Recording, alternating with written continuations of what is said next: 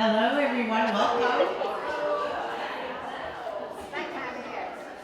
So grateful to see you all here tonight for the 2024 finalist presentation for the Women's Giving Circle of Missoula, Montana. For those of you I haven't met yet, my name is Dawn Payne, and I have the great privilege of being the chair of our steering committee.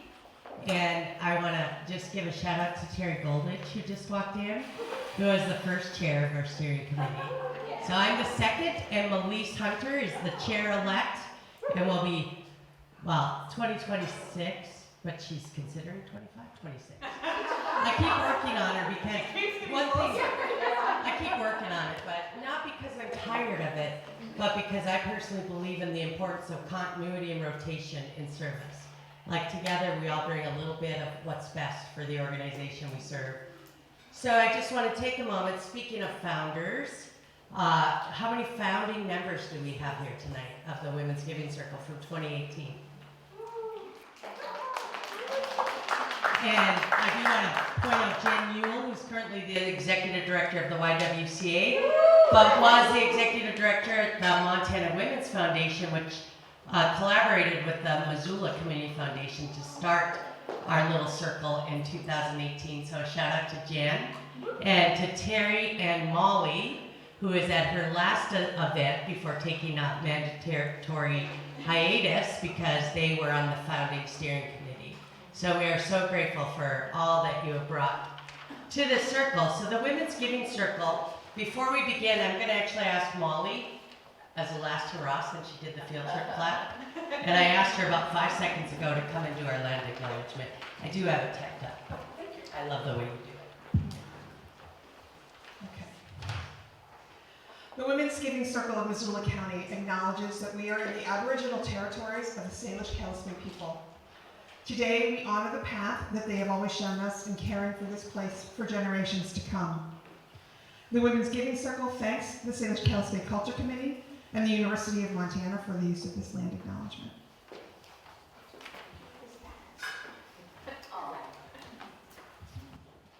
So being the fly by the seat of the pants person that I am at our last steering committee of 2024, I forgot that it was Molly's last steering committee meeting. So Terry, you got yours privately. Molly gets her gratitude from us publicly.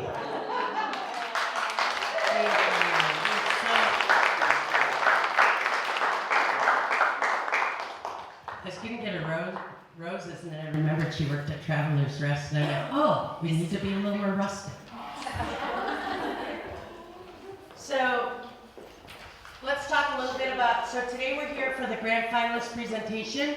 Our 3 finalists are here. We have Montana Legal Services, Poverello Center, United Way of Missoula County. Our recipient of the award that members will all vote on receives $15,000. The other 2 finalists receive $1,000 unrestricted funds.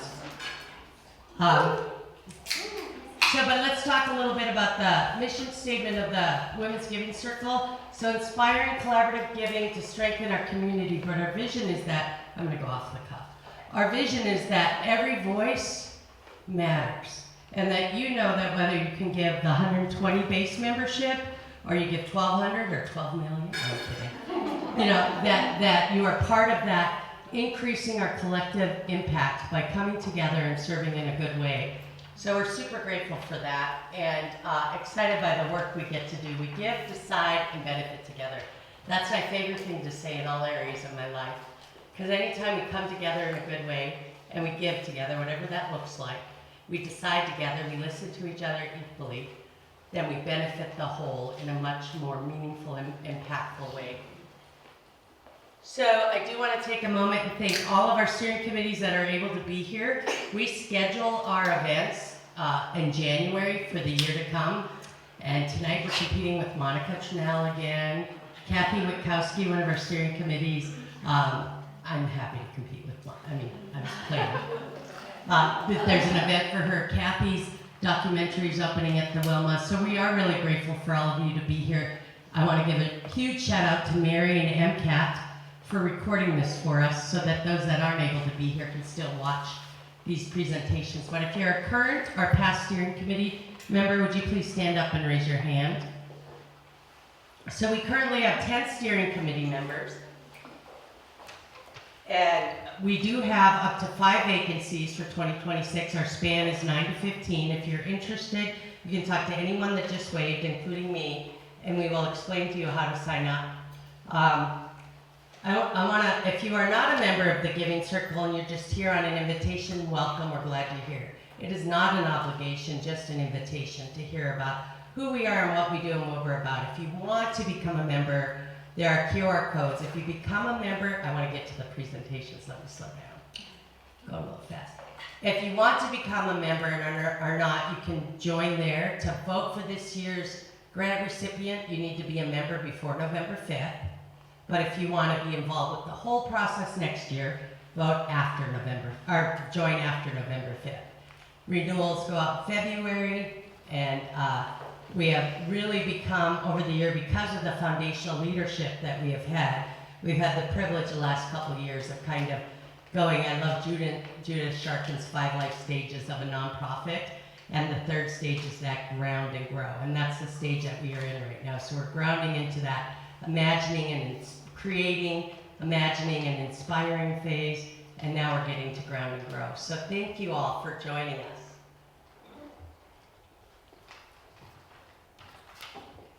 Such a quiet group. Usually, so now what we've been waiting for. So this is a member-selected grant focus. So sometime in March or April, our goal is March, we'll send out the newsletter that invites you to vote on the grant focus. We send out a couple different opportunities. The first one says, this is what the IRS calls the categories. Is there anything missing? A great example is when our grant focus in 22 was Indigenous issues. That's not necessarily listed. It was added by a member that wanted that to be on the choice, and then it became the grant focus for that year. So the first one is to see if there's anything we're missing. The second vote, the membership as a whole decides what the focus is this year. It is housing and homelessness and housing.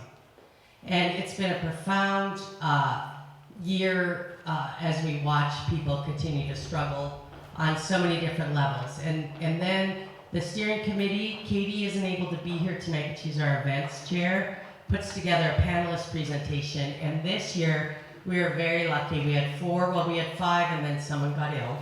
I guess COVID's here to stay. Took me open them, kidding. I'll stop there. So we had Emily Armstrong, Jim Banchand, Colin Lane, and Britt Wahlberg that presented at our panel presentation in August. Then the steering committee, the grant application closed and the steering committee met. We had 10 amazing, really amazing applications. And I know that some of our non-finalists were here, and one thing I always debate about, what are the rules around this? I'm not very good with rules anyway, to tell you the truth. But I think it's so important to acknowledge one of the challenges that as a steering committee that we haven't got to do a deep dive into is how to make sure that you all get to hear about all of the amazing organizations and the incredible work that's being done to help some of our most vulnerable population on so many different levels.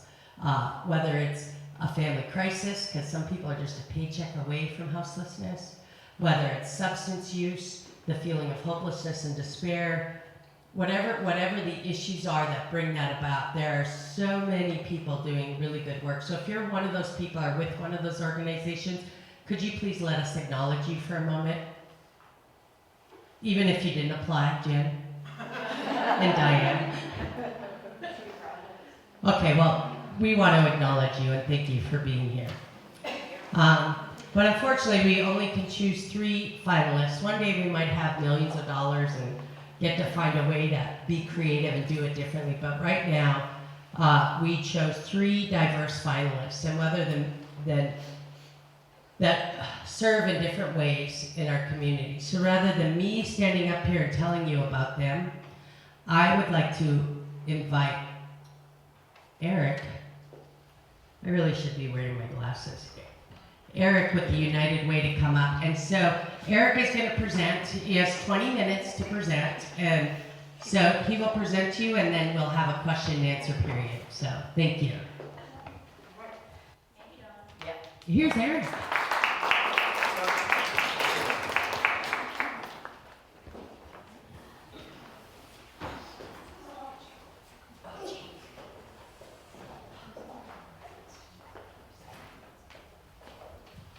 All right. Good to see some friendly faces and some new faces. I wanted to first start by thanking you for offering us the time and the ability to apply for this funding, and to invite us to come here and present. It is an honor and it is a privilege to be a part of this group. And I think that what we'll be able to talk about here with the Housing Solutions Fund is arguably one of our most impactful programs at United Way of Missoula County. So, come on, you can work it. Maybe not. Hold on, let me unplug it and plug it back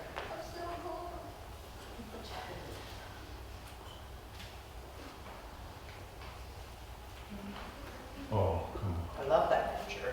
Yeah. Hold on. I'll tell you what. Let me try one more time, so I'm so sorry. I don't know what happened.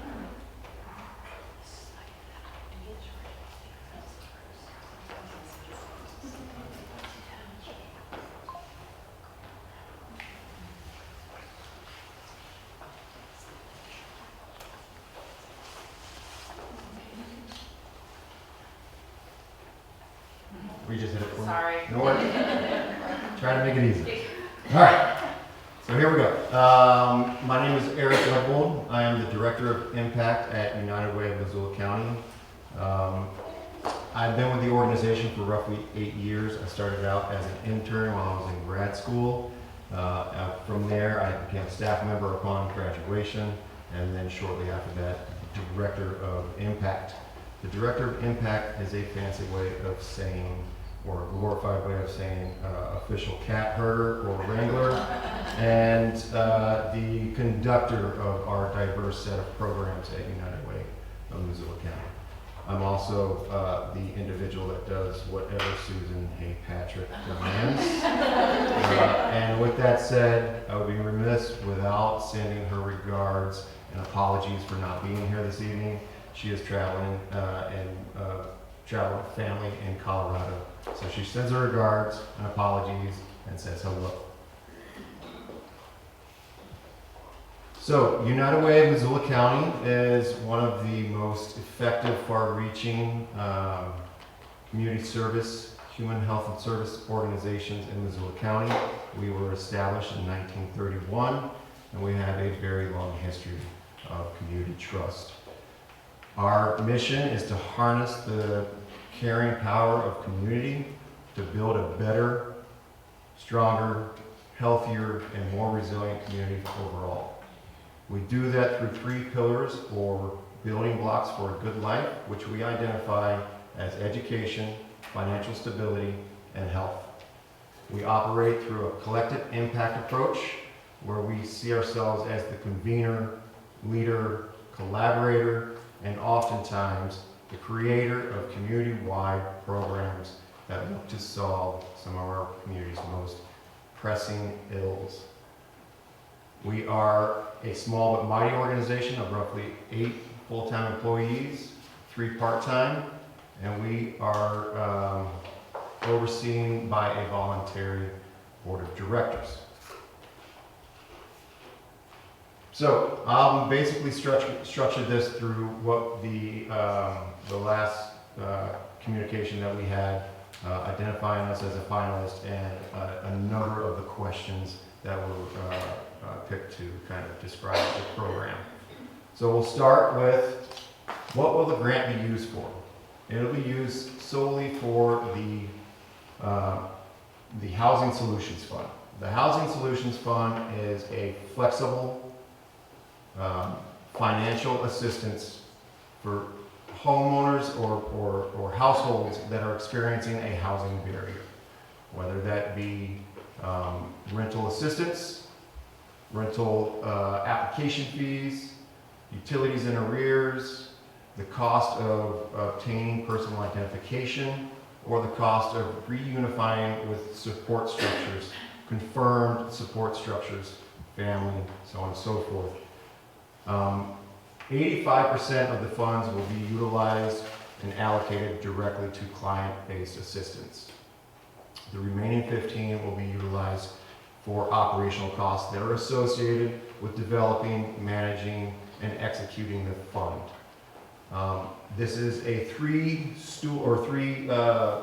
stool of core partnerships between United Way of Missoula County, which is the logistics and financial manager of the program, Human Resource Council's 211 department, which is the kind of community access door to applications and assessments, and then payment to the direct vendor for that housing barrier. And then lastly, the City of Missoula's CPDI department, where the Missoula Coordinated Entry System sits. They provide the oversight and the collaborative efforts across our diverse roughly 40 community direct service providers that are part of the Missoula Coordinated Entry System. Impact. I looked at this twofold. I looked at it as kind of our whole organization approach, and then the specific initiative, the Housing Solutions Fund. Overall, the Reaching Home, Missoula's 10-year plan to end homelessness, was incubated and located at United Way of Missoula County. It's where we established a strategic plan to move forward, to establish systems and protocols to enhance our efforts in the houseless kind of structure in Missoula County. We did two things. We identified two very necessary things that weren't established before this. One is we had to establish a robust identification system, and the homeless information management system is basically our electronic client database. We are able to identify and prioritize the needs of those clients. We're able to follow them from here to wherever access point they are at, so that we understand the needs as they grow or as they evolve into housing. The second would be the coordinated entry system.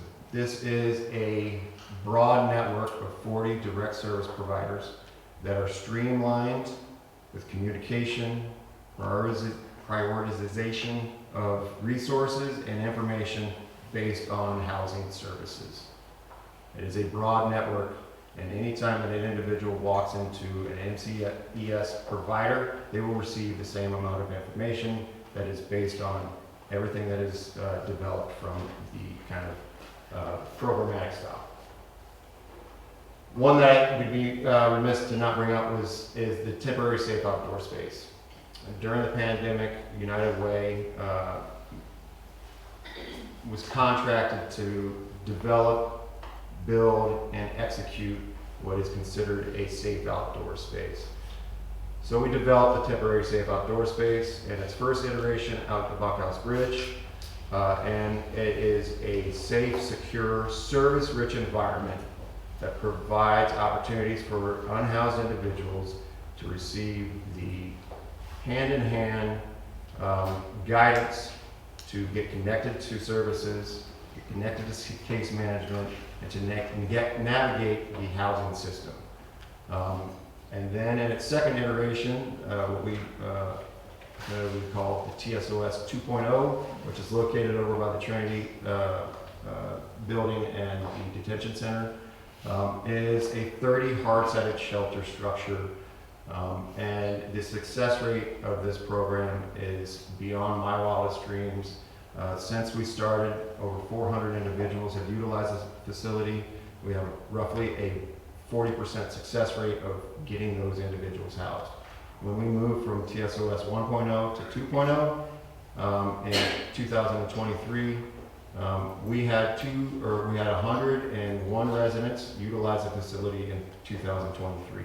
65 of those individuals were connected to permanent housing. 7 of them were connected to long-term recovery efforts, and that basically the 73% success rate. 2024 is very similar in its outcomes. And then lastly, the reason why we're here is the Housing Solutions Fund. It is this flexible, responsive financial assistance to get people that are at risk or that are actively experiencing houselessness into housing. And we do that through these opportunities to identify the housing barrier and to elicit and encourage the self-resolution of that homeowner, because we trust that they know what is that barrier that they are experiencing. Oh, one second. And at the foundation of this all is our commitment to rare, brief, non-recurring experiences of houselessness in Missoula County. That is our guiding light. We will continue to focus on that, and it is a HUD-aligned best practice. So, how does this project empower the community? It does it in a number of ways. Like I said, it's timely, it's responsive, it's flexible. It is building self-agency from that household out. We are building community resilience from that household out. We are employing this self-resolution from that household to identify the barrier and to achieve and overcome that obstacle. We identify, is this prevention, is this diversion, or is this rapid exit? And we use this through a focus of equity-centered approach. No matter the disadvantage or the at-risk individual, we provide the resources if they have the application and the documentation that aligns with our protocols, that they can then apply for those resources.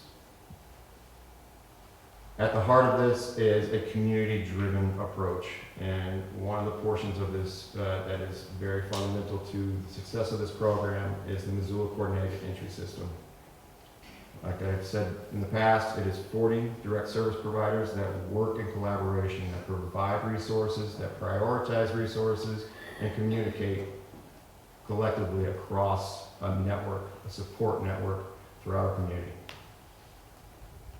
And then this program ultimately reduces the heavy strain that our community feels, particularly at the direct service providers, at the healthcare system, and at our emergency shelters.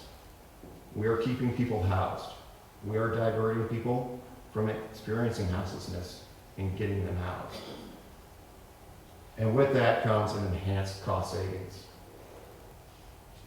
Missoula Economic Partnerships' most recent report on the economic impacts of homelessness on our community identified that an annual cost of an individual on our community is somewhere between $7,000 and $10,000 per individual.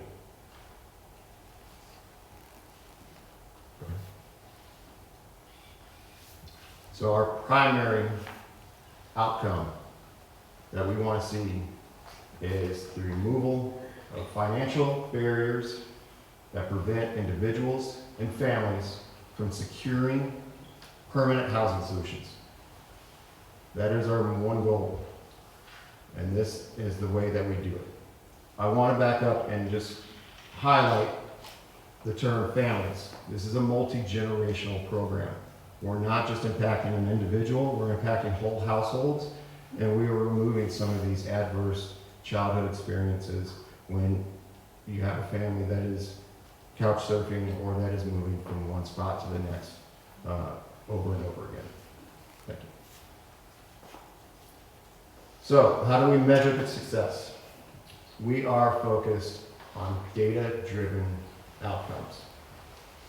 There's a lot of information that we need to collect to understand the true nature of why somebody is unhoused or why somebody's at risk.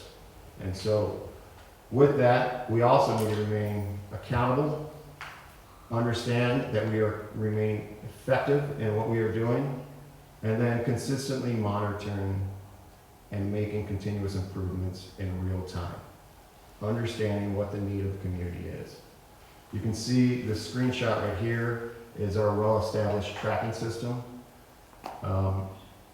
It gets all the information that we need, and then I will go in and clean it and be able to understand exactly where those issues are, the increase in the cost of an application or rent or whatever barrier it may be. We're able to kind of shift and continually evolve to the natures and the needs of our community. And then again, the co-benefits to our community are multiple. We're reducing service duplication, we're enhancing the capacity to identify the needs of the community, and we're building resilience. We're building resilience from the household up and from the community to the household. We're meeting in the middle and we're building a resilient, more healthy community for all. And then again, the cost effectiveness and the proactive approach to understanding that we need to also focus on preventing people from falling into houselessness. Roughly 70% of their funds go to prevention. If you can prevent somebody from falling into houselessness, you are making massive impacts. Because once you fall into that cycle, it is a very difficult cycle to get out. So, yes, we're data driven, but also we're anecdotally driven. And I think that these two testimonials are very critical to kind of understand the impacts made. An individual that's been in the MCS for multiple years moved into senior living residence with the help of the Housing Solutions Fund. Not only was it easy to access, but the cost was well within their income, and they felt that that one Housing Solutions Fund payment enabled them to maintain housing without relying on subsidy. And then the second one is our friends at the Poverello, wherever you are. A client requested money from the Housing Solutions Fund to renew their green card. After meeting with their lawyer for multiple times over multiple years and going through the federal review, they received their green card roughly 2-3 weeks ago. And the statement on the bottom is really what I want us to look at. The universe of possibility for this person just expanded exponentially. These are just two individuals. These aren't the households, but I wanted to show you the difference and where these Housing Solutions funds go and the impacts made. Okay. And then lastly, timeline. Timeline is immediate. We can immediately implement the funds into the program. The structure's built, the protocols are built, the tracking system is built. And I don't know if you saw on that screenshot, but as of yesterday, our most recent phase of the Housing Solutions Fund was zeroed out. We are a product of the periodic availability of funding. We live and die by the opportunity of grant and public resources and the timelines that bind that. There is a significant demand locally because the Montana Emergency Rental Assistance Program was closed in the beginning of 2023. So we've seen an exponential growth in demand, and obviously that coupled with increased living, cost of living, and everything else that's going along with housing in this community, we're seeing the demand grow, and the reliance on that is significant. The communication and community outreach is seamless. All we have to do is build out the information and then hit the word enter on our keyboard, and it will go to all of our collaborative and our service providers, informing them exactly of how much is available, when it is available, and when they are able to announce it to their broader spectrum. And then tracking and reporting. As you've seen, the tracking is relatively seamless as well, and it's well established. And reporting is when the funds are utilized fully, I'm happy to clean out that data, report back to you, and provide you with information that will inform you of every impact made in every demographic and housing type and assistance type. It's very easy to inform and provide information on a real-time basis. This program is very impactful. To date, we have provided, since November 2021, $582,000 to 715 households. When you average out a household, that is roughly, take that 715 and multiply it by 3. That's roughly 2,100 individuals, community residents, multiple generations that are receiving housing support. And if you use the economic partnerships identification of $7,000 to $10,000 per individual per year, you're looking at roughly $15 to $20 million in cost savings to the community. With that, I think I'm probably over time. So I want to thank you very much for your attention and for the invite to speak today. I hope you all have a great evening. Other questions? First of all, thank you. Sure. Michael, this question I would ask all three of our groups. What percentage of your program service women? That is a great question. I could track it. I do track it. I track to see single family members that are identified as the sole woman in the house. Elderly, I'd have to go in and clean all the data. Like just ballpark, you know? To ballpark it, I would say somewhere around 50%.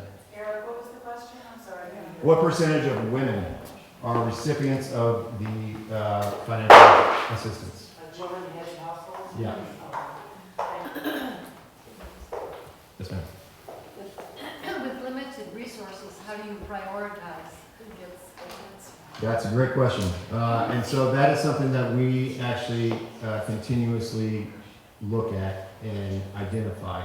If we have limited resources, are we going to identify the rapid exit? Are we going to identify those that are actively experiencing houselessness for an extended period of time that is most critical? With that, we also need to identify what else needs to be provided. And we have a cap currently on the assistance at $1,500, but we also have a committee that will then review anything above that. So we identify what is the highest need.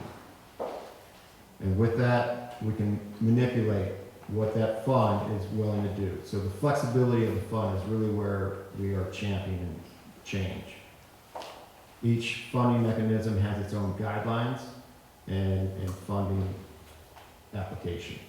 Sometimes it's HUD, very HUD aligned and restrictive on rent in arrears and rental assistance.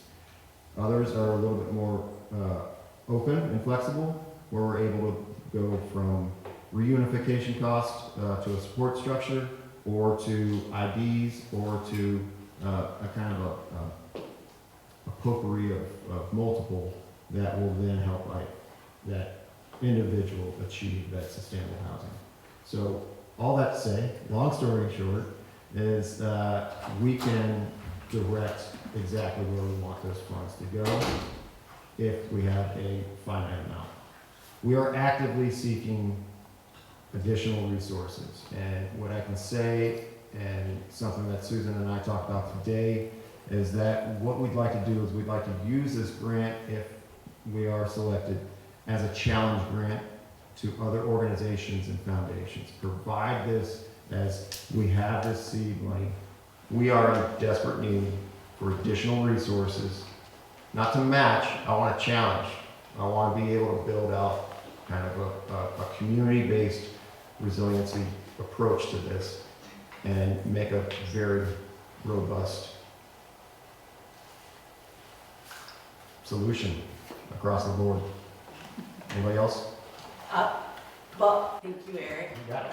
Eric, We are gonna. Sorry, that was just weird, Mike. We are gonna finish a little early so you'll have time to ask questions individually. And you just gave everybody else 25 minutes and we're great on time now. I know I spoke so fast earlier, but Eric, thank you so much. I also have additional resources over here that I'll just set over on the table. Thank you. So here is Stephanie Dolan, did I say it correct? From the Poverello Center to speak about the medical respite coordinator, correct? Hi, everybody. I am Stephanie Dolan, as Dawn said. I'm the Director of Development at the Poverello Center, and I have been there for a little over 2 years. I like to just get it right out there in the beginning when I'm getting to know people that I'm one of those dirty New Yorkers that moved here 5 years ago. Yes. And I've always worked in economic development and community development work, and it's always been really important to me to work and support the community that I live in. And so when the opportunity arose to work with the Poverello, I was really excited. I have never looked back, and it's an amazing organization. It's probably the most meaningful work I've ever done in my life, and I've done nonprofit community development and economic development work in New York City for years before that. And so it says a lot about this community and the testament to just the people of Missoula and how fantastic they are in supporting the POV. So I am really grateful to be here tonight, and everybody from the POV is as well. We're so appreciative of the fact that we are one of the 3 finalists chosen, particularly when we live in a community when we know that there are so many nonprofits that are fighting for so many amazing causes. And to be chosen as a finalist is a very special honor for us, so thank you. And it is also our 50th anniversary in 2024, so we are really excited to be presenting with that in mind as well. My colleague Erin Payne is here. She is also our medical respite care coordinator, so you'll learn more about her in a minute. So can we go to the next slide? Great. So just a quick introduction of who we are. If you, I'm sure all of you know about the Poverello Center and who we are, but our mission is to provide food, shelter, help, and hope to all who ask. The organization was started 50 years ago by some community members who were grappling with the same issues that we're grappling with now, right? How do we help the unhoused people in our community? What can we do? And this small group of volunteers got together and decided to serve food 1 day a week out of the Knights of Columbus building on Pine Street. And then that grew into what the POV now is. So can you go to the next slide? Whenever I talk about the POV, whenever I do any presentations about us, I always love to share kind of all of our work that we do, because when I started working at the POV, I wasn't aware of all the different things that the POV does. And so I just want to give a quick overview of the work that goes on with this team every day. So we run 2 emergency shelters, the Poverello Center, which is on West Broadway. We also run the emergency Johnson Street shelter on behalf of the county and the city. And we also staff, provide support staff for Blue Heron, which is the new transitional housing or permanent supportive housing development over on Mullen Road.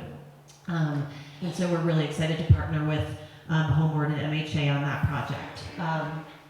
We have some pretty substantial high-impact food programs as well. We have a big, beautiful commercial kitchen in our space at West Broadway that serves 3 meals a day, 365 days a year. We have grab-and-go breakfast, and we have hot lunch and dinner. That kitchen also cooks for the Johnson Street shelter. They provide dinner there every day. Johnson Street has grab-and-go breakfast and lunch. And we have also been cooking for the Meadowlark House for a couple of years now, doing dinners, doing one dinner for them a day, or one meal for them a day as well. We have a food pantry that is available for folks who can't come to meal times.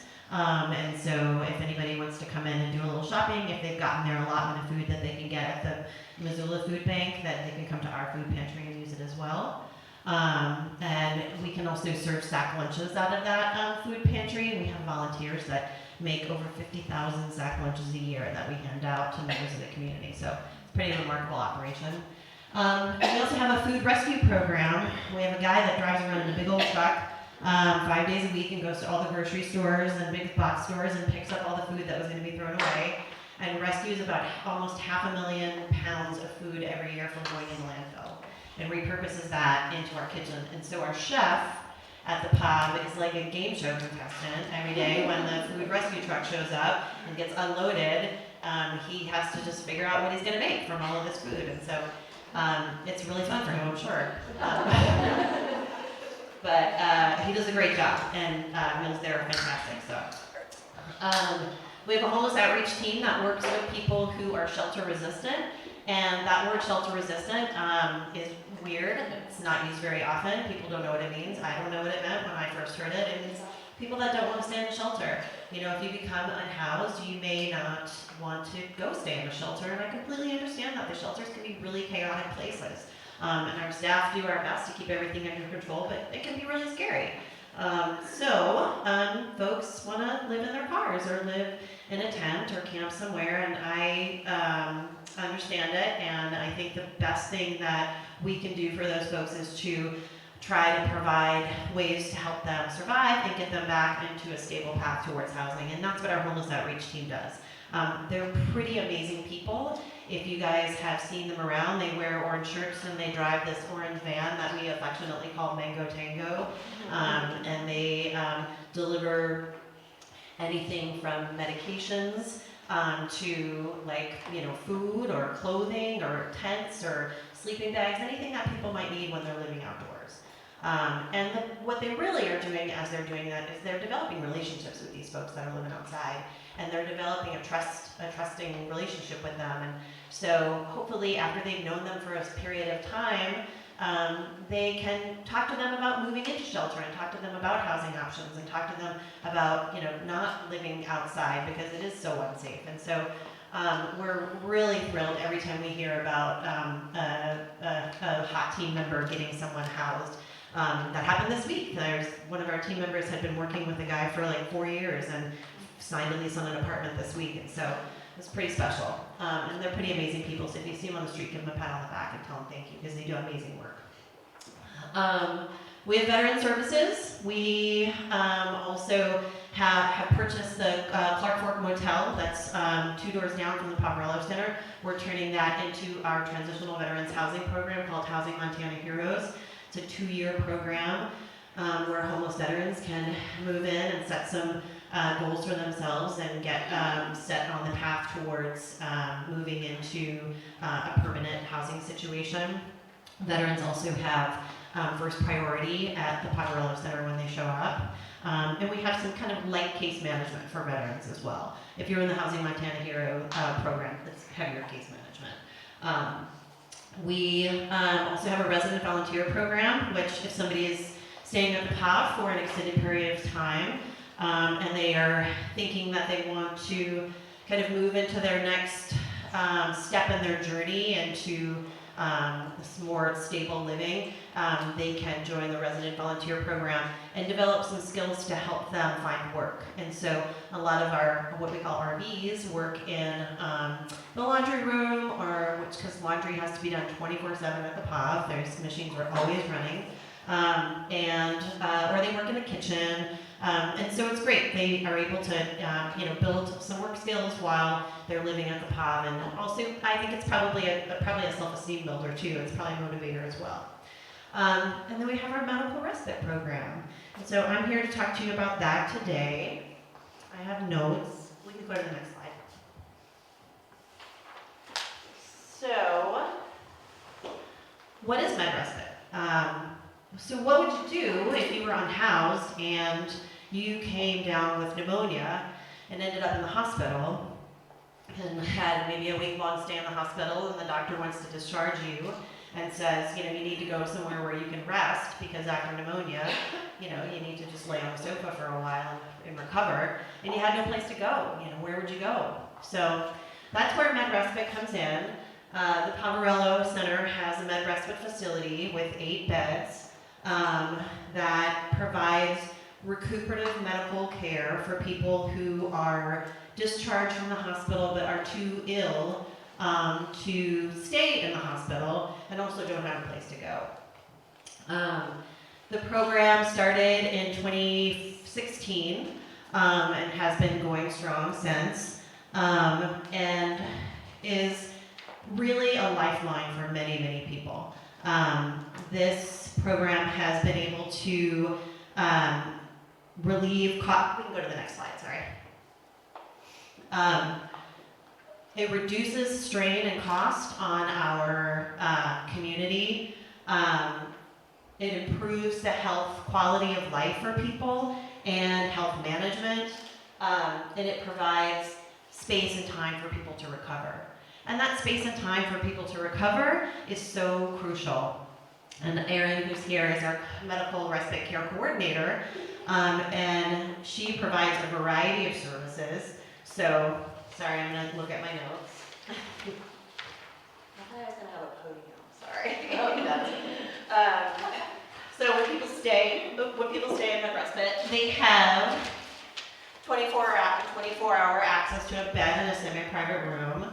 They have wellness checks, they have transportation to medical appointments, they have 3 meals a day, they have care coordination, and they have a place to store their belongings. Our medical respite provider, our medical respite coordinator, Erin, also helps them to develop goals for their future medical health and to access long-term health care, long-term health insurance, find a primary health care provider. So there's a variety of services that people have when they stay in medical respite. We also have the Partnership Health Clinic that's located on site at the Poverello Center. It serves as the main resource for medical follow-up and primary care for med respite participants. They have a social worker on site and 2 on-site PAs as well. So when they're staying there and they have to have follow-up for, wound care or anything else, they can go down to the Partnership Satellite Clinic that's housed in the Poverello Center and receive care. In many other states, medical respite care is Medicaid billable expense. It is not in Montana. And the Poverello Center leadership advocates for the expansion of Medicaid funds to financially support this service. But currently, there's no ongoing funding source beyond grants and donations. Supports from foundations and donors like the Women's Giving Circle are essential to the sustainability of this service. So we're requesting funding specifically for the wages for a med respite coordinator and for facilities purposes so that we can continue the service. Sorry, I'm a little out of sorts because my notes are out of sorts too. So this direct support coupled with safe and stable place to recover provides participants with the best opportunity for stabilization. And the timeline for the program is 1 year. It's been going on since 2014, so it'll just keep on going. So the support from the Women's Giving Circle will help to provide funding for facilities and for our coordinator. And so, you want to go to the next slide? People experiencing homelessness often live with chronic health conditions that can be exacerbated by mental health or substance use disorders. Many don't receive regular health care, and when they have access to health care, it usually is to address an acute care incident which results in a frequent emergency room visits. When people experiencing homelessness require hospitalization, they have longer hospital stays even though they're not sick enough to remain in the hospital. This can occur because discharge planners are aware that individuals lack safe, stable housing to recover and maintain follow-up care, are looking for options to ensure continuity of care and transition the patient to the most appropriate setting. Sometimes the only option is to discharge the individual to emergency shelters, which are historically not resourced or equipped to provide the needed care for support. This is where medical respite programs come in.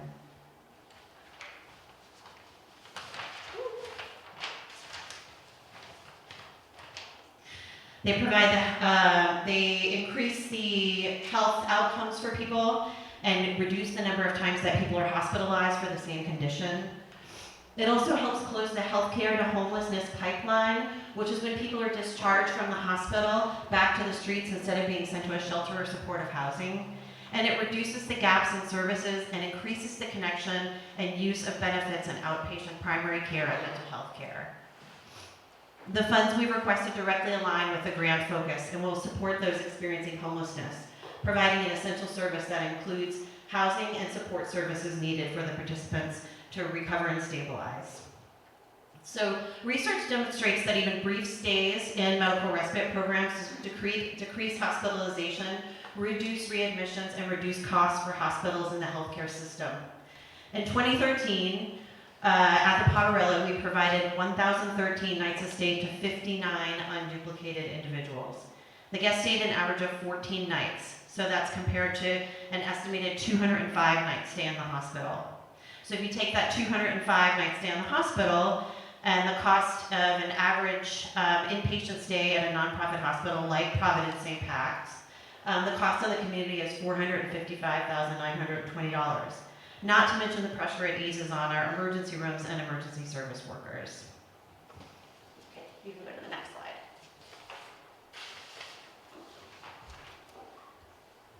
Providence St. Pat's has helped us track our outcomes for the program.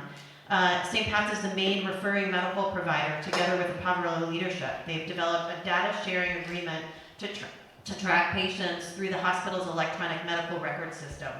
This allows for the measurement of the length of stays at the hospital, the rates of emergency department usage, and the identification of high utilizing patients who are homeless for further care coordination and support. Internally, the Poverello Center has a robust system to track specific goals to ensure outcomes for our med respite participants. Those include avoiding rehospitalization for the same condition 6 months after the program entry, compliance with doctor's instructions and referrals to additional services to alleviate housing instability, and establishing primary care provider, which will result in a decrease in inappropriate use of ER to meet non-urgent medical needs. Medical respite care programs can have a positive impact in the community in several ways. Here's all the ways: improving health outcomes, reducing hospital stays, reducing emergency department visits, improving coordinated care, reducing systems costs.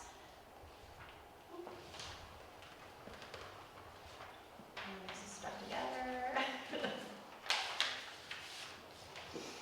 And it facilitates stable housing, and it really creates safe spaces and engaging vulnerable patients. That is one of the biggest benefits, I think, of this program, is that the Poverello Center sees so many people right now who are coming in who have serious mental health issues, substance use issues, many people who are really struggling to even complete their activities of daily living. And it becomes really difficult for our staff to work with them. And so they are in and out of the hospital and in and out of med respite centers, and hopefully finding, a space where, after leaving med respite, a space where they can be, become housed and find more stability in their life. So you can go to the next slide. So I just wanted to close with Women's Giving Circle values and talk about the value alignment with the work that we're doing. So community is one of the values that you guys espouse. So Med Respite directly supports the community by focusing on those who are most vulnerable and in need, and by demonstrating improving health outcomes for participants. The program helps save the community money and resources. This creates a healthier, more resilient community overall. Equity, the Poverello Center's Medical Respite Coordinated Care Program is designed to advance health equity by increasing access to health care for those experiencing homelessness and acute illness. Med Respite improves successful recovery rates for participants, ensuring that those who are often overlooked receive the care they need. And opportunity, the array of support services offers significant opportunities for participants. The Med Respite case manager provides individualized support and assistance, which not only aids in recovery of the patients, but also valuable housing and support resources. This comprehensive approach helps create long-term stability health, offering participants a chance to rebuild their lives and achieve lasting well-being. Thank you. Are there any questions about the program?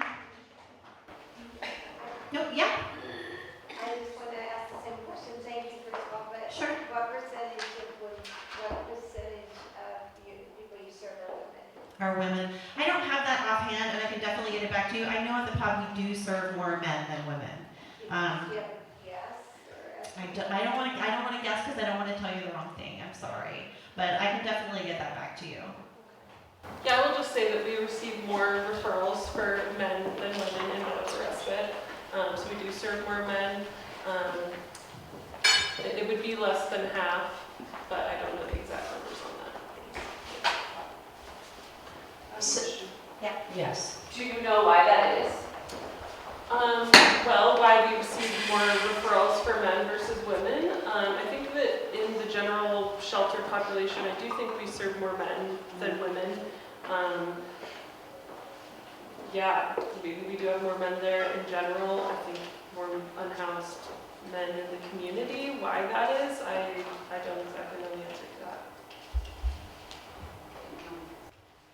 So the question I had for Eric, I now have for you, and I know I'm going to have for Montana Legal Services. So I just want to put it out there, and maybe you could talk to me afterwards. But the thing I think about, or that I'm curious about, is when we talk about people who are unhoused and facing many different, whether it's mental health or substance use disorder, whatever that might be, sometimes the most significant barrier is the application process, the having to re-traumatize, tell you my story again and again and again. So I just am curious about that. I don't even know that it's going to impact the outcome of my vote, but I can tell that I've been in tears almost since you started, because I had the privilege of being unhoused, you know, a little over 30 years ago, and in a pretty degraded state. And so I always think, I heard that the wisest people make 52 mistakes a day. I've made 48 of them since 6 p.m. Glad to share with you. And I realize that that is probably because this has been an emotional grant cycle year for me on many different levels. So I shouldn't have even said that yet, because now I get to introduce Beth Haynes. Did I say that right? Hayes. No, Hayes, yeah. No, Hayes. Yeah. 49? No. And I'm gonna, wait, I'm gonna get this right. Ed Higgins.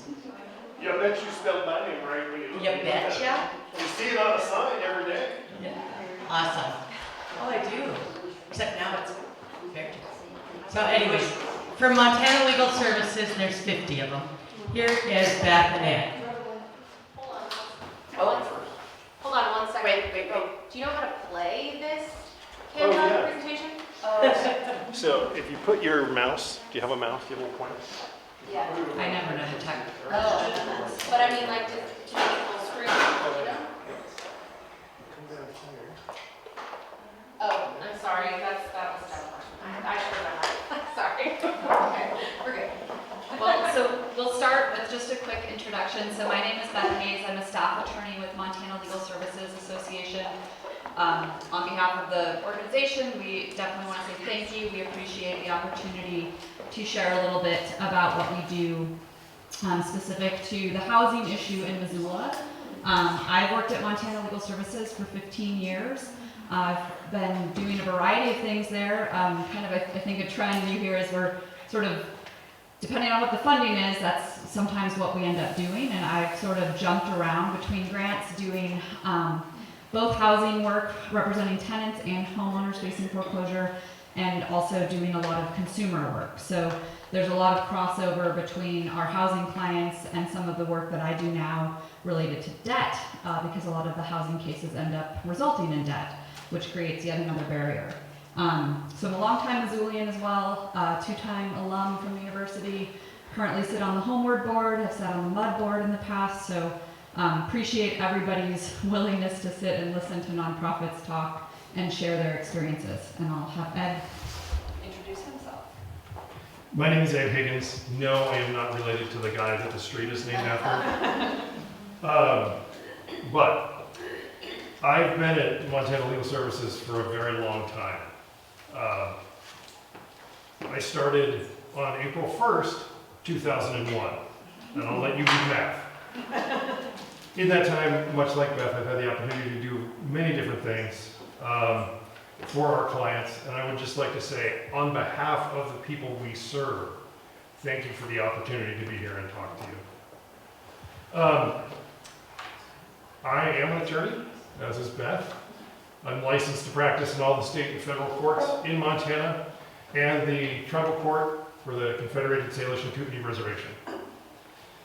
I'm also active in the community. I sit on the board for Big Brothers Big Sisters of Northwest Montana. I'm the only board member of that organization from Missoula. I also serve on an advisory council for the Housing Authority's Family Self-Sufficiency Program. So when we say that we are involved in the community and that we have partner organizations we work with, we really mean that we're in those organizations and helping them to run. Should we go to the next one? Yeah. Can you? Just a little note, if you're watching the pictures, this building right up here you may recognize. It's on Higgins. It's the original C.P. Higgins Bank. And if you ever get a chance, go in and ask them to see the original vault. It's still there. I've been in it. I filled it up.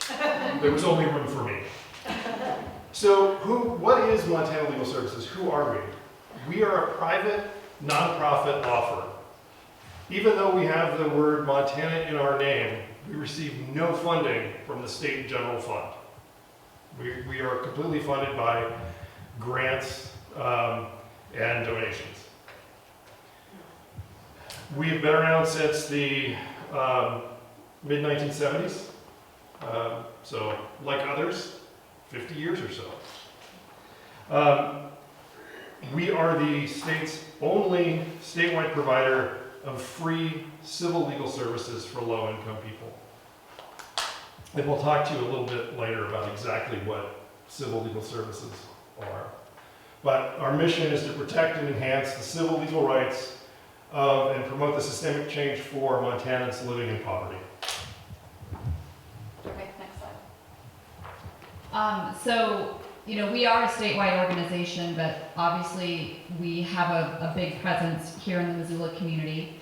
Our services are provided sort of along a spectrum of everything from just legal information, advice, all the way to sort of full scope representation where we are representing tenants, representing clients in court proceedings. We do that throughout the state, in all the state courts, in federal court to some extent, and in tribal courts across the state. In 2023, we handled 702 cases for low-income Missoula residents. And this is just sort of the stats of what our Missoula presence looks like. So we have 7 case handling attorneys, 8 legal navigators, program assistants, and it doesn't say it on here, but that does include interns as well. 1 AmeriCorps member, 1 admin staff. The other piece of what we do across the state, and certainly here in Missoula, is utilize our private bar, private attorneys that volunteer for us, because as you might imagine, there's far more need than there ever are of us as staff attorneys to handle cases. So we have 167 volunteer attorneys in the Missoula community that sort of expand our reach and help in that way, particularly in the housing realm. And at least 5 or more community partners within the Missoula community, many more across the state. And I don't think we say this, but so our clients have to income qualify at a certain, and asset qualify to some extent. So when we kind of say our low income Missoula residents, that's the same across the state. And it's based on the federal poverty guidelines. It's really archaic and ridiculous system, but anyway, that's how our clients come to us, is that they have to go through that screening process. But this is sort of a snapshot of what our Missoula office provides. And everything from that scope of just some basic advice, kind of one and done, versus full scope representation. We're with you in the court for the whole process, so there's a whole spectrum of services that we provide. And I'm just going to point out, because I bet you were wondering, no, not you, the lady behind you, more than half of those attorneys in our Missoula office are women. I may be a large presence, but I am outnumbered. So what are civil legal problems? Civil legal problems are issues that require the justice system to resolve them, but are not criminal in nature. They might include things like housing. They might include things like public benefits. They might include things like family law, dissolution of marriage, parenting plans, guardianships, assisting victims of crime to have their say in court, consumer issues, money and debt, bankruptcy, collections, and then also tribal law issues.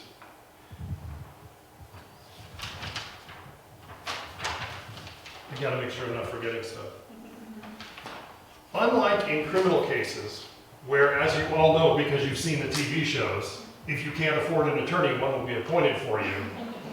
In a civil case, generally, with a few exceptions, you have no right to representation. So when your landlord serves you with an eviction action, you have no right to an attorney.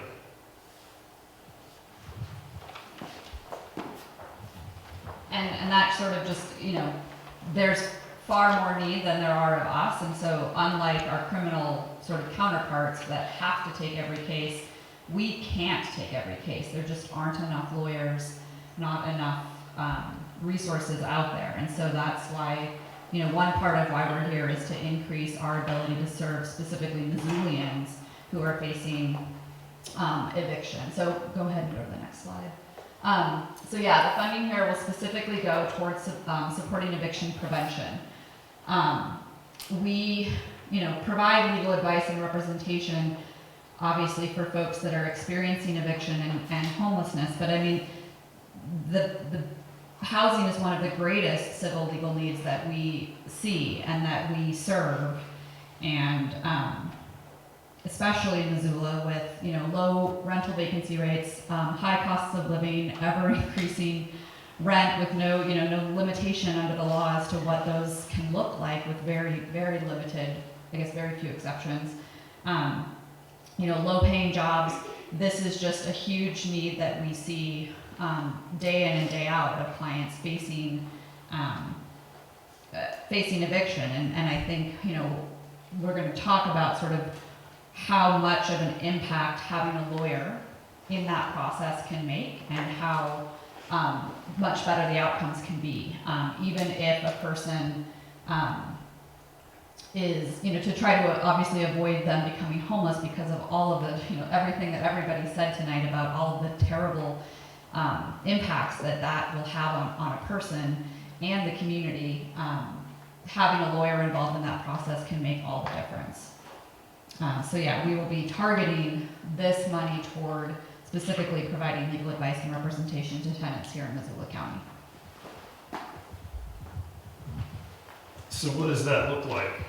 Well, in order to get people in the door, we have to have them apply because they have to income qualify.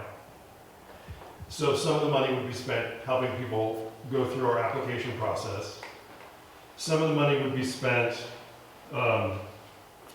having attorneys and other advocates work with the clients. Everything from a simple advice appointment, this is how you might be able to resolve your situation on your own, to direct representation in court. Some of the money would also be used to help coordinate those volunteer attorneys to expand the services that we can provide. And we base our costs on an aggregate of considering what it costs to have an attorney provide services, what it costs to have a navigator provide services, and average that out, and came up with a number of $68 an hour. That's what it costs to have help from legal services. Now, if you've had your car work done lately, you probably paid $75 or $80 an hour. Okay, next slide. And so the reason that it's so important to focus on, target these funds and assistance towards like eviction matters is that eviction, of course, is a leading cause of homelessness. Obviously, evicted households are more likely to become homeless or to use shelter services, a trend that often persists for many years after that initial eviction. They're directly linked to higher rates of residential and economic instability, increased rates of physical and mental health problems, and even increased rates of premature death. So these things that in some ways, you look at the snapshot of somebody who's experiencing an eviction case and it may be over, right? There's a finality to it in the terms of a court order. You have to leave, but there's so many things that sort of trail behind it that our clients are dealing with, and that if we can avoid all of that, with an attorney sort of changing some of those outcomes, it sets that person up. It may not provide them an immediate next place to live, but it avoids the money judgment that also accompanies the eviction, the wage garnishment that follows that money judgment, the inability to then make a car payment so that you can't get to work, and just that spiraling effect that happens, and having that intervention that can come earlier in the process can change some of those outcomes. And so that's the importance of trying to intervene in evictions, even when there aren't, opportunities to keep a person housed. The outcome can still be a far better situation for that tenant and their family with an attorney involved to avoid some of those other things, or to negotiate, sometimes less bad outcomes, but at least there's better outcomes overall for a tenant and their family to be able to regroup and move on and avoid some of those other things that sort of spiral out of control from there. Next slide. So we did a survey of folks that we assisted in eviction cases. And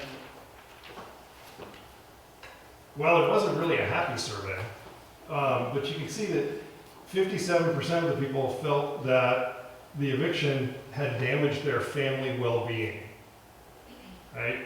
Created that extra friction, maybe led to a divorce, might have created a situation where kids had to go live with other relatives or were taken away by the state.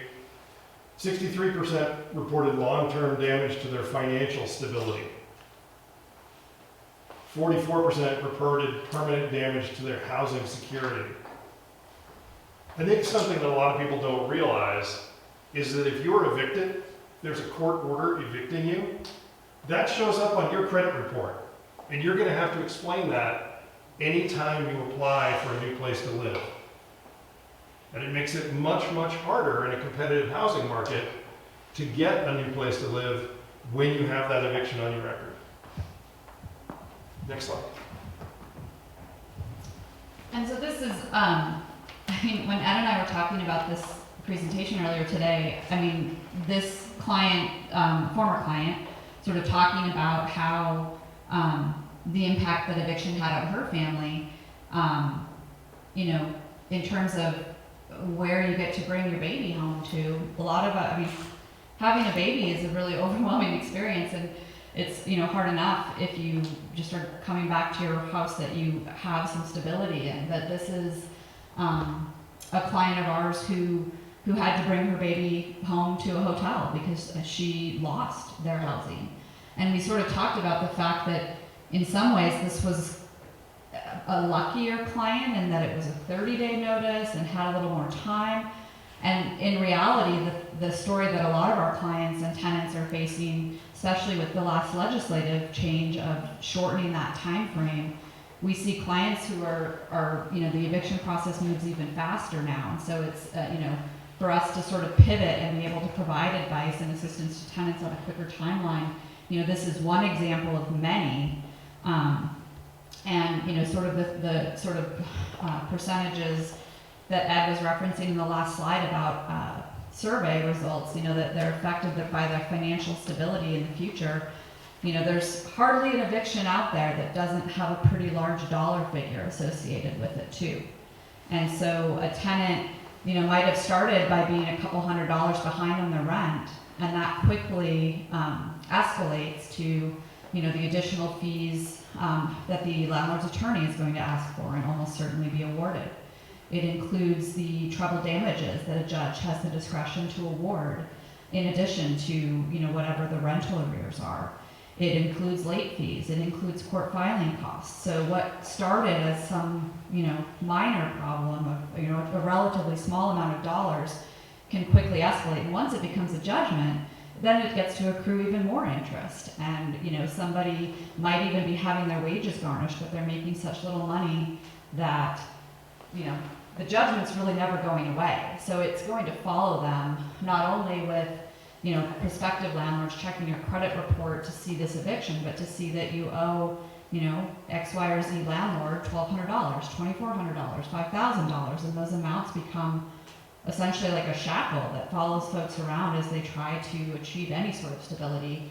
And, you know, we'll talk, I think in the next slide, about sort of how attorney involvement, attorney representation can really, you know, derail that and really change outcomes. And I just want to point out, the person who's quoted here, when she got the termination notice, she was 9 months pregnant. And you might think, oh gosh, what did she do? Was she unable to pay her rent? Did she violate the rules? Did she damage the house? Absolutely not. Her landlord just decided that they wanted to sell the house. So they said, here you go, 30 days notice, bye-bye. No fault or bad act on her part to end up having to bring her baby home to a motel room. Could I have the next slide? So this is what eviction looks like in court in Missoula. So the justice courts in Missoula handle, and by the way, almost all the eviction cases are in justice court. 282 eviction cases were filed in Missoula courts last year, or excuse me, it's last year, 2023. This is a staggering figure. 82% of the landlords had attorneys. 7% of the tenants had attorneys. And this is fundamentally what we hope to do with the funding from the Women's Giving Circle, is change this number. There is no way it's going to get to there, right? But we want to increase that number. Because the reality is, we were able to, with our project the way it is, we were able to assist 202 households, which works out to 438 people, including kids, in some way with those cases. But it is staggering to think about having something happen that is not your fault, you've done nothing wrong, and yet you're in court, and you're losing something that according to the UN is a fundamental human right, and that is housing.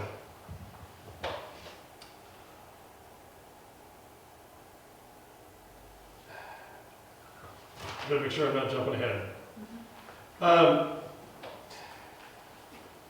Unfortunately, there is a number that's not up here, and that is, in those 282 cases, 0 of them resulted in the tenant getting to stay in housing permanently.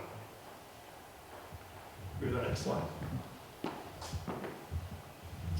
So, and I guess, you know, I'll look at this in a moment, but interrupting that spiral is something I've already referenced, but I think it's important to sort of go back to what Ed just said, that even if a tenant doesn't get to stay in that housing, even if that's not the actual outcome, that doesn't mean there aren't good outcomes with an attorney representing a tenant, because there can be a lot of good outcomes that avoid the worst outcome, which is a tenant isn't able to make any argument, they're not able to articulate any of the defenses they might have, and maybe just negotiate some lesser penalty. So even when a tenant doesn't stay, there are still good outcomes that come from a tenant having attorney representation. Can I pick up on that just for a second? Yes. And one of the, I'm getting good without the mic. One of those things is that attorneys help people negotiate a resolution. And that resolution may include leaving voluntarily and not having an eviction on their record, so that it's possible and easier to find other housing subsequent to what they're leaving. And one of the things that we found is that if there's an attorney there, they often can negotiate more time for the tenant to leave, even though they have to leave, and that allows them to take their belongings with them, make arrangements for their belongings, but also be much more likely to go from one housed situation to another housed situation without needing a hotel, motel, or shelter in between.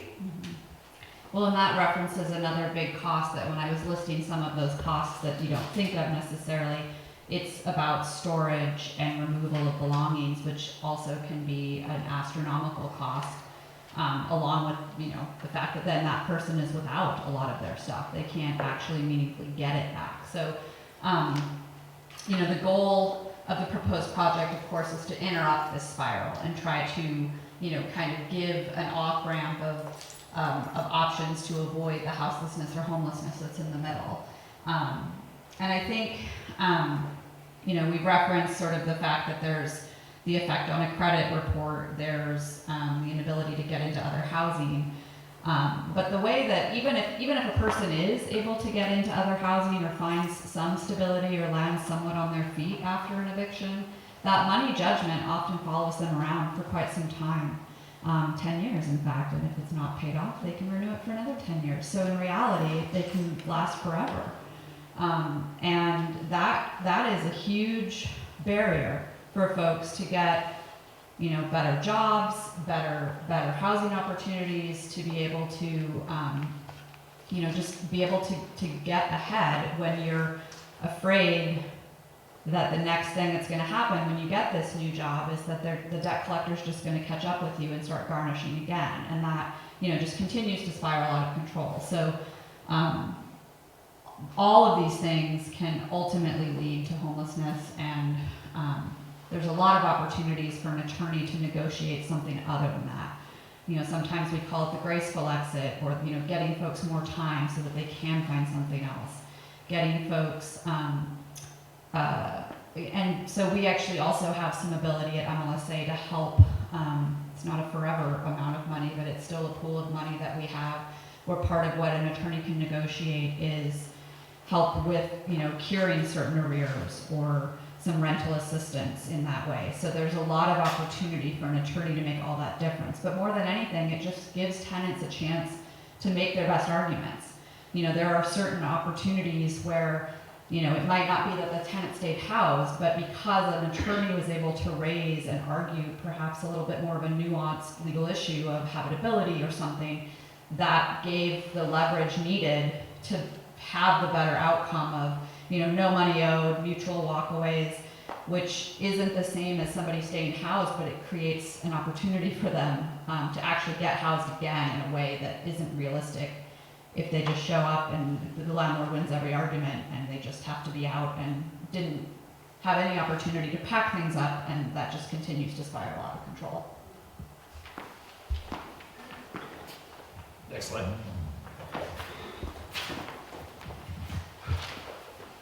So, civil legal aid empowers people and, to a large degree, can prevent adverse housing outcomes.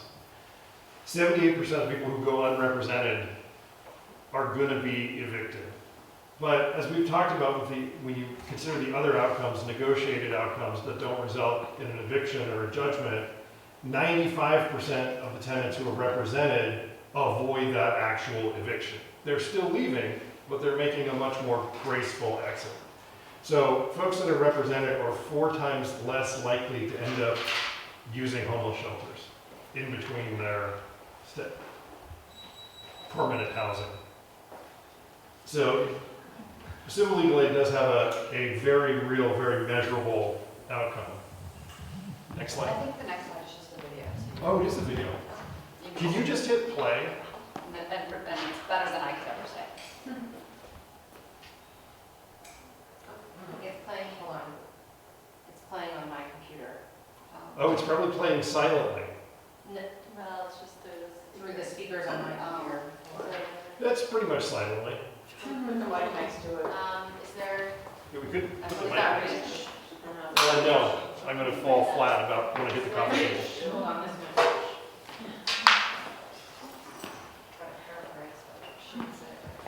Let's go in the middle. Okay. Let's try it. Let's try and see what happens.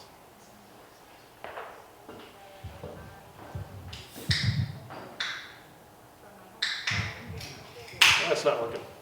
Sorry, guys. All right, well, what was she talking about? I will tell you that what she was saying was more or less, oh yeah. So this is a former client of ours who fell behind on rent after she had been sick and missed a number of work shifts, right? So working at such employment where she didn't have paid time off, paid sick leave. So something that simple of just not being able to go to work meant that she wasn't able to make her rent that month. And she got the 3-day notice from the landlord to pay or quit, which is the standard sort of notice procedure under Montana law. And, that doesn't mean she got more money, it just means she then, proceeded to the next step. And then the landlord served her with a summons and she started to freak out and started to Google, what is she supposed to do? And luckily found Montana Legal Services and contacted us and, represented her in a way that allowed her to avoid an eviction. She doesn't have an eviction on her record. She was able to stay, not housed there, but able to move on to other housing and was, didn't think she'd be able to do that, but for an attorney going to court with her, making those arguments. That's the gist of it. Of course, it's more charming when she said it, but. I'm sorry, I tried to fix it. No, that's right. Well, I will tell you confusingly, she refers to the attorney that helped her out, and the client's name was Brittany, and so was the attorney's name. Yeah, so Brittany's everywhere. Can we have the next slide? Oh, sorry. Oh, this is me, or is this you? No, it's me. So, ultimately our goal, use of the funds from the Giving Circle, is to increase the number of folks that get assistance. In 2023, as you saw, we were able to help 202 in 202 cases. And we would anticipate that with additional funding from the Giving Circle, we would be able to serve 275 clients living in Missoula County. And we would also be able to conduct 2 additional outreach events to make clients aware that we exist and we're a resource for help. One of the things that video, Beth was correct, she said she started Googling, trying to find a free lawyer. And the only result she got was Montana Legal Services Association. Those additional clients we would anticipate being able to serve right away because we already have the program running, and the funding from the Giving Circle will just allow us to increase its capacity. And the measuring of success will be, we already have a very robust way of tracking outcomes. So we do this by obviously tracking the number of clients served, the types of legal issues they present with, and the level of services, and then our case outcomes. Our case outcomes are a mix of, kind of obvious tangible things like preventing eviction, number of extra days secured, amount of debt reduced, X dollars, that sort of thing. But they're also a lot of the intangibles, which is, increasing financial security, increasing client knowledge, because, sometimes our clients had no idea what their rights or options were. And after an experience of getting even just advice from us, they're able to sort of transfer that into the next situation they encounter and feel like they understand their rights better for future, interactions with landlords. And improve client health. Whenever anybody asks me, what is one of the best things about your job, I'm like, not a week goes by that I don't talk to somebody who, even if I'm only providing them 45 minutes of advice, that says, I just feel so much better after talking to you. I literally feel like a weight has been lifted. And that, you can't put a number on that necessarily, but so some of our outcomes are very, kind of intangible, but there's obviously a lot of data that we collect. That's part of everybody that works at a nonprofit knows. You've got to have all of the outcomes documented, and what can be quantified needs to be quantified. But, we're here to help our clients, and those intangibles, I think, are the ones that I think make you feel a little better, or make you feel it more, even though the tangible stuff is also important to collect. So for us, it's a mix. We already do this for all of our cases. There's a whole robust set of outcomes questions that we have to answer, and the narratives that go along with that are I think what give it a little more of a realistic feel of what does this look like for our neighbors, our community members. Next slide. And this is just kind of a timeline for what we would be looking at. As I said, we'd immediately be able to start providing services. After the first couple of months, we'd be looking at outreach activities to raise awareness. And then in the final month, we would be doing seeking feedback and evaluating the success of the project. We have a considerable amount of experience with project evaluation and surveying. It's not surprising to those of you in the nonprofit sector that you have to be able to demonstrate that data. I like Eric's comment that they're data-driven. I think sometimes we're data-driven right into the ground, but it does mean we have good statistics. Hey, next slide. Question.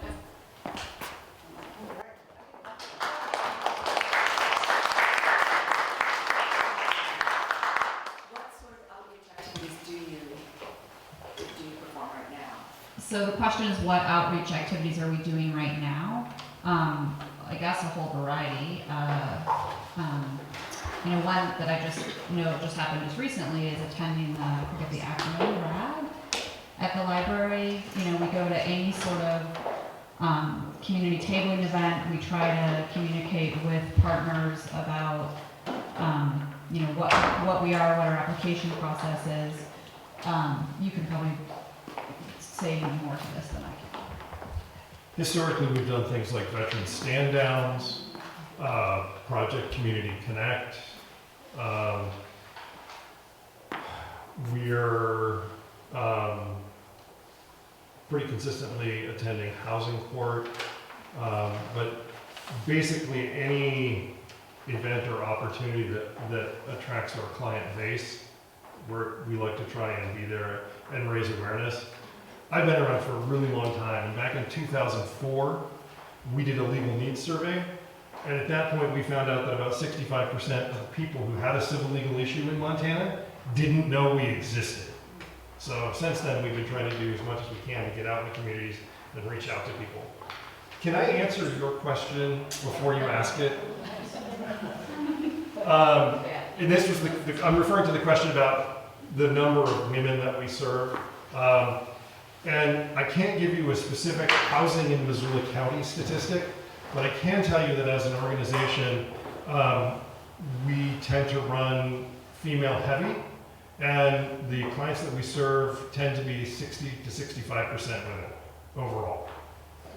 I just Googled while we were, because I got interested in this from when we had our housing panel recently, or this summer, or whatever it was, that this group sponsored, and maybe some of you were there, and what I remember was that the fastest growing subgroup were women, and that were, and they were underserved, and there were lots of reasons they were underserved and under-recognized, and it was especially problematic because women come with children. And so that's what I left our panel with that heavy heart about that. So this is cool.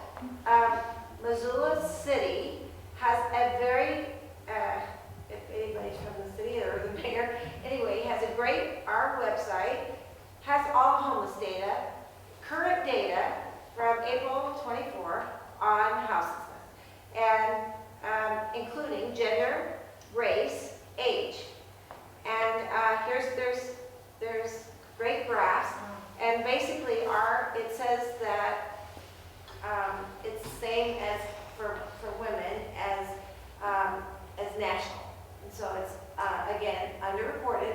underserved, 33%. And that's where we are here in Missoula for women. I mean, I just looked at this, I'm not the housing expert at all. But related to race, the underserved population is our indigenous population. That's the fastest growing related to race. And the age, I think, is 35 to 44. Anyway, so it's all there for us to look at, and I appreciate you, everybody. I mean, this is a huge issue for all of us. But I hope you'll look at the city of Missoula's site, because it makes me very, very proud that they're addressing this. So thank you. Thank you. We have two, so Magda. You mentioned that if you were to win the money, that part of it would be used to cover application fees for your clients? Not application fees, because our clients have to qualify on an income basis, they have to be poor enough. We have an application process, so it would cover our staff walking people through the application process for our services, which doesn't cost anything. Just that everybody who accesses MLSA has to go through an intake before they get to meet with an attorney. And so that blended dollar amount fund that Ed referenced is sort of taking into consideration the cost of the attorney time and the cost of like intake staff to go through our own application. And the process it takes about 20 minutes with one of our staff members to sit down with somebody, collect the right information. We do it as an interactive process with people. We don't simply say, here, fill out the form, and then we'll tell you yes or no. That we walk through with them. Yes, ma'am. So this is for all three of the groups. You tend to interchange the word houselessness and homelessness. Do you think in the same terms when you're presenting a PowerPoint?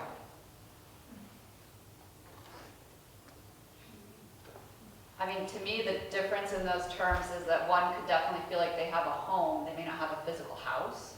So I think the terms get used pretty interchangeably, but I think I try to use houselessness more than I use homelessness because I feel like it's more descriptive, but I don't know if that's the question.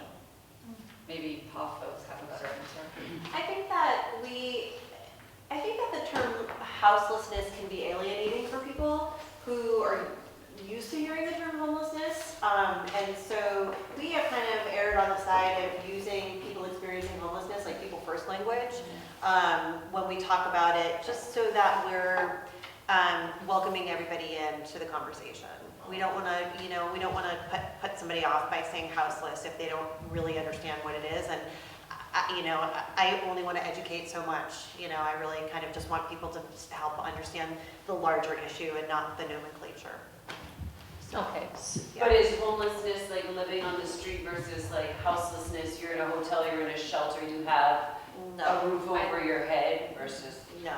Okay. No, not that we've ever discerned it that way. Yeah. And I mean, I think they can mean, to me, anybody who's, housing unstable or doesn't have their own secure housing that they themselves have a right to, like a lease in their name or whatever. I know at least HUD defines a lot of like the couch surfing stuff, the living in a hotel can still count as homeless for like some grants and statistical reasons. So obviously, yes, Martha. You referred to a network of 40 partners in your thing, and I'm curious if the other two groups are among those 40. I'm not fully understanding the interplay between. Of the Missoula Coordinated Entry System?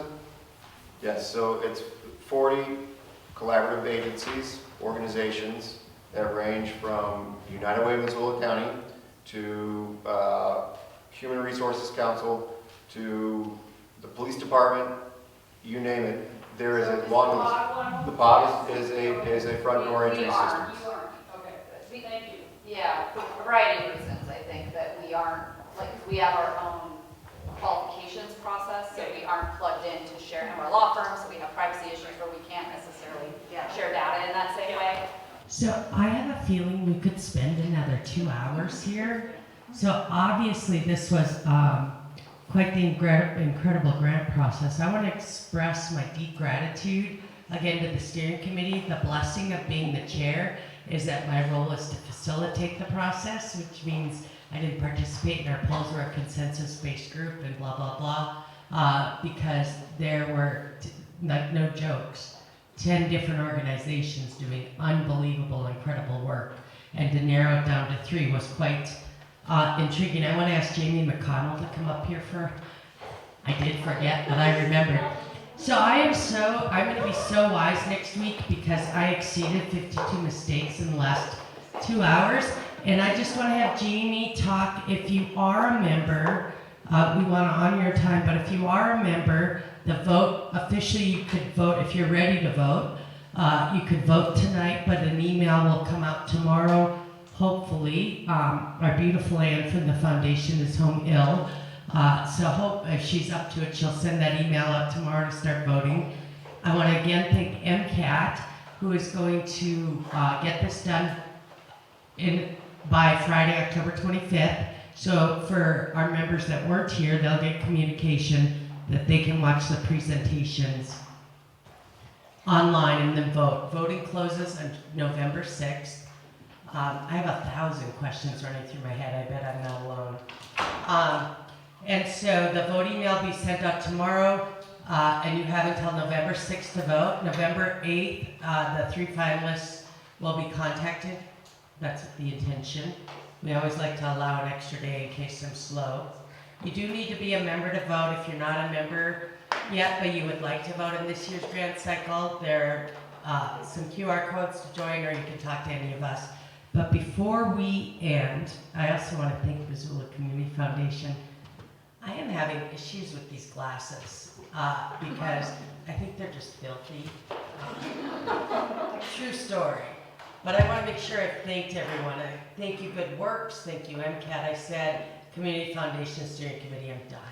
All right, but before we finish, and I know we're probably a minute over, I am usually like done on time, but wonderful opportunity for growth. But before, I would like Jamie to speak with you a little bit about some of our DEI work and some stuff that you will be receiving if you're a member from us, and an invitation to join us. Yes, and I'll make this super, super quick because I know we're past 8. So we're going to be sending out a demographic survey to all of our members, and I'm just asking you to please fill that out. We want to get a better understanding of who our members are and use that information to kind of jumpstart our diversity, equity, and inclusion efforts. But first, we kind of want to get a baseline understanding of who our people are right now. So please fill that out. Also, we have some committee sign-up sheets if you're interested in getting more engaged in the Women's Giving Circle. You can serve on, even if you're not on the steering committee, you can serve on the marketing committee, the events committee, DEI committee, and I think there's one more that I'm forgetting, but the sign-up sheet is over there. So, and membership. Thank you. So please just take a moment to take a look at those and sign up. But thank you so much for coming. It was so good to see everyone. Thank you all.